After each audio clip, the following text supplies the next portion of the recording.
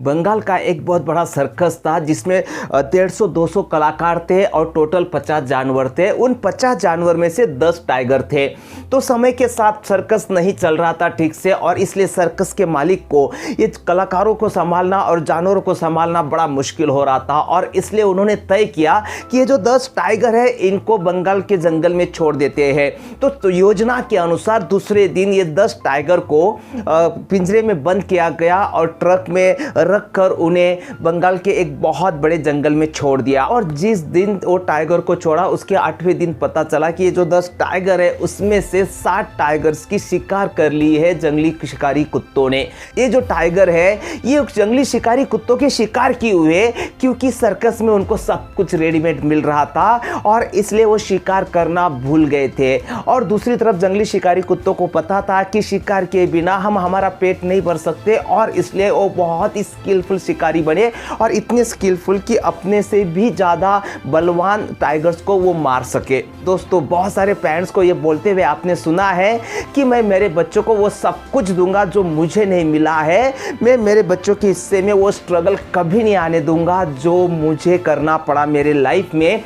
मैं मेरे बच्चों के लिए बंगला बनवाऊंगा, ज़मीन जायदाद संपत्ति सब कुछ उनको करके दूंगा ताकि उनको लाइफ में मेरी गैर मौजूदगी में कुछ भी तकलीफ ना हो। अगर ये हमारी स्ट्रैटेजी है अपने बच्चों के लिए तो हम अपने बच्चों को पूरी तरह से सर्कस का टाइगर बना रहे हैं। दोस्तों उन्हें करने के लिए हम कुछ भी नहीं रख रहे हैं। अगर उनको करने के लिए हम कुछ भी नहीं रख रहे तो वो कमजोर बनेंगे और लाइफ में कभी ना कभी कोई ना कोई उनकी शिकार कर लेगा। अपने बच्चों के लिए लाखों करोड़ों रुपए कमा के मत रखो, लेकिन उनको ऐसा डेवलप करो कि वो खुद लाखों करोड़ों रुपए कमा सके। अगर आपने बहुत संपत्ति उनके लिए कमा के रखी है और अगर बाद में उनके हाथ से वो चली जाती है ना तो बाद में वो संपत्ति वो खड़ी नहीं कर पाएंगे। लेकिन अगर वो खुद वो संपत्ति खड़ी करते हैं, कमाते हैं, तो बाद में उनके हाथ से अगर वो चली भी जाती है तो दोबारा वो खड़ी कर पाएंगे। तो सवाल ये उठता है कि क्या हम हमारे बच्चों को अच्छे से अच्छी फैसिलिटी ना दे? यस देनी है, लेकिन किस तरह से? जो सावजी ढोलकिया है हरे कृष्णा एक्सपोर्ट के फाउंडर जिन्होंने अपनी कंपनी की शुरुआत 0 से की थी और आज करोड़ों का टर्नओवर उनकी कंपनी कर रही है, उनका नाम आपको एक सिलसिले में पता होगा दोस्तों। पेपर में भी न्यूज़ आती है कि दीपावली के वक्त जब भी वो अपने एम्प्लॉयज को बोनस देते हैं तो बोनस में कार भी देते हैं। वो सावजी ढोलकिया उन्होंने क्या किया अपने बच्चे के लिए? वो तो खुद करोड़ों कमाते हैं लेकिन अपने बच्चे के लिए उन्होंने क्या किया पता है दोस्तों?